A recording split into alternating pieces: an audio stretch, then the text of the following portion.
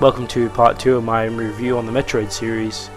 I'm gonna get straight up into it and get my review done on Metroid Zero Mission.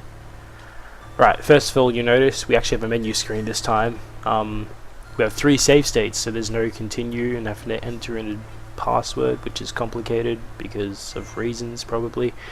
Options, pretty standard. Get your sound, just changes it slightly. There's not much difference, in my opinion.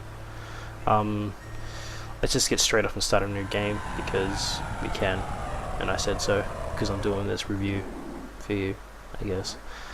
Only thing I want to mention: this text here is the only other text you're gonna get, apart from what's on the titles screen when you first start up.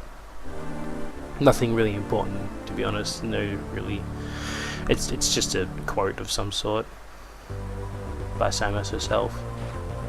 One thing you notice: big improvements in this game. The graphics and the sound and everything is just, it blows me away every time I play it. I love this game. Prime example of a good remake is this game. Some improvements. You can crouch, you can aim diagonally. Great features for this type of game. Just like the original though, you gotta go left, you gotta go get your morph ball. I'm gonna make a fair few references from the original to this, just to say how far they've come from the original to where they are now. I don't know, it's been a while since I've made a game, but anyway, I'm just comparing it with this and the original. So yeah, just like the original though, you got some flaws. You're short, your beams shoots really short distance, so that sucks. Apart from that, you start off with 99 health instead of 30. This Chozo statue here, which isn't really there in the original game, this is obviously for the new people who haven't played it before, or actually just have never known where to go. It's like a map. It tells you where to go, or guides you where you should go next. Pretty handy, especially if you never beat the original like me. It's really just hard. Which brings me to our first thing, the map.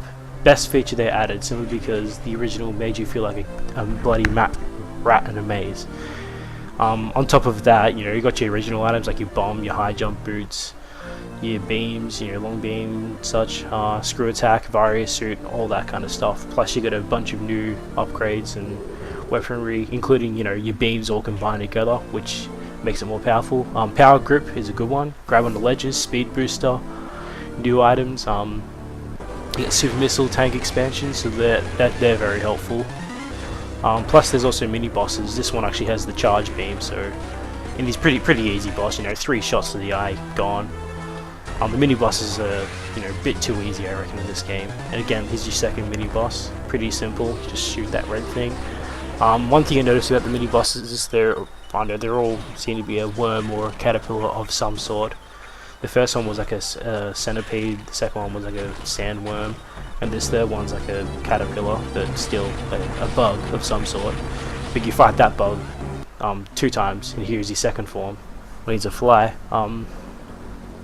You have another new feature, the cinematics in this game.